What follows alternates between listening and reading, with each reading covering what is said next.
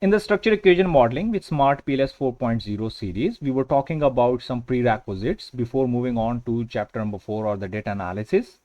So we will proceed from that same point. If you see in this slide, these are some papers which you can read to understand the changes in the rigor. This particular paper is written 15 years ago, and it comes from the Journal of International Business Studies. And what they mention in their studies that rigor is changing. Something that was acceptable, let's say 5 years ago, no longer acceptable currently. So this is what happening nowadays in the literature. I would recommend you do not take thesis as a template. Many students took thesis from the library and they follow that particular thesis from A to Z, and this is not recommended at all. Why? Because things are changing. Methodological rigor is changing. So this is something you have to keep in mind before following any thesis. If we talk about the methodological rigor, this paper I would recommend you to read. And this comes from the Journal of Operation Management, one of the top journal. So this paper tell about changes in the literature. We have the name, if you see in the slide, Barron and Kenny, Harman single test factors.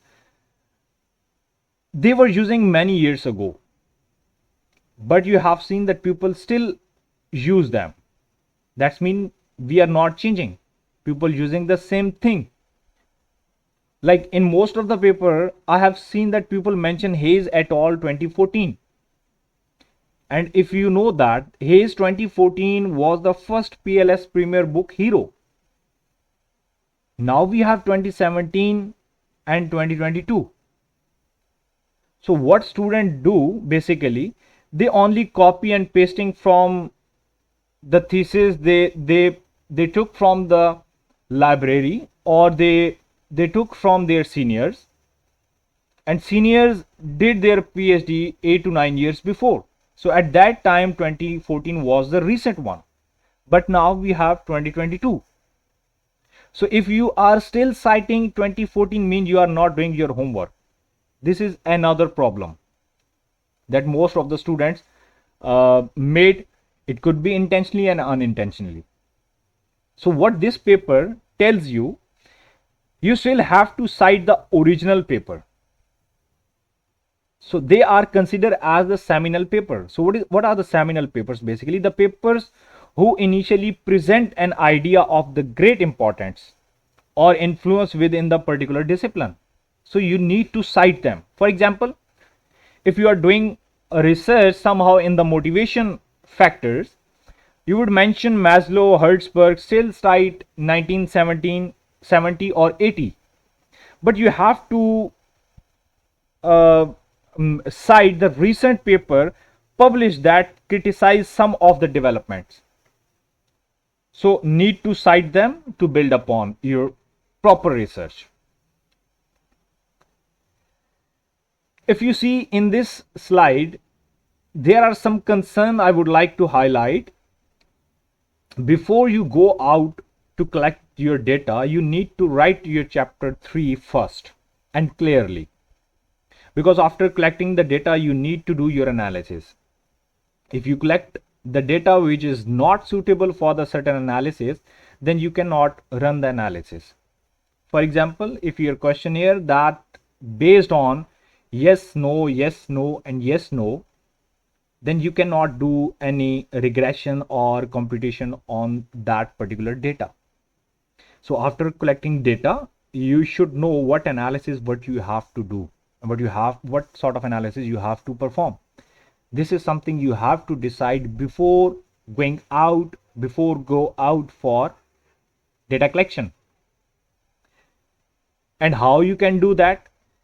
If you have done well into your review will tell you what analysis you can use. So to me, that shouldn't be any problem.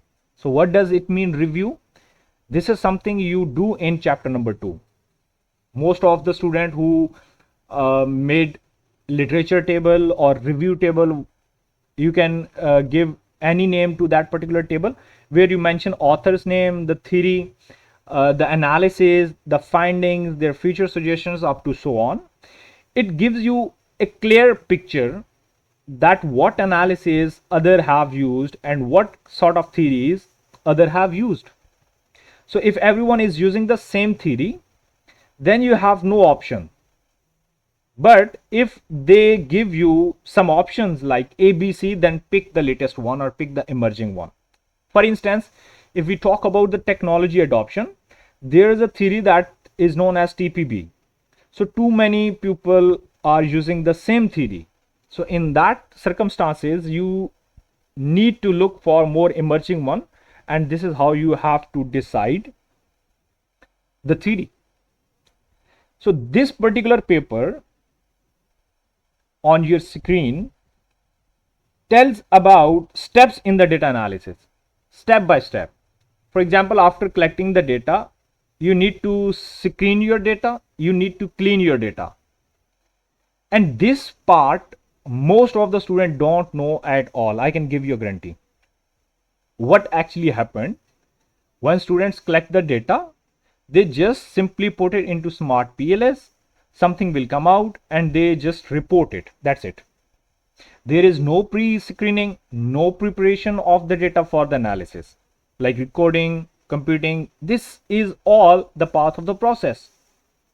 Now we have the straight line. So this paper gives you the steps that have been discussed recently.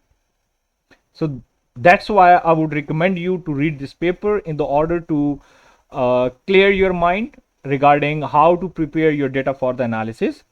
And this is a very good paper for the preparations of the data for the analysis.